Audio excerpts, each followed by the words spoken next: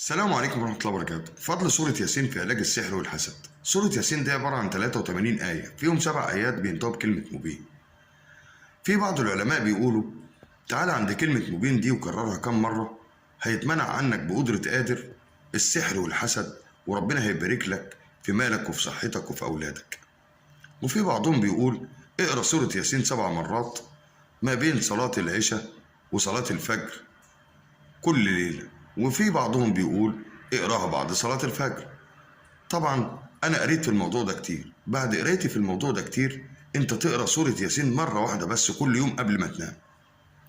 ربنا هيبارك لك في مالك وفي صحتك وفي اولادك، وهيمنع عنك السحر والحسد، لانك هتبقى دايما قريب من ربنا. وعلى فكرة كل ايات القرآن جميلة وبتقربك من ربنا وبتمنع عنك كل الوحش.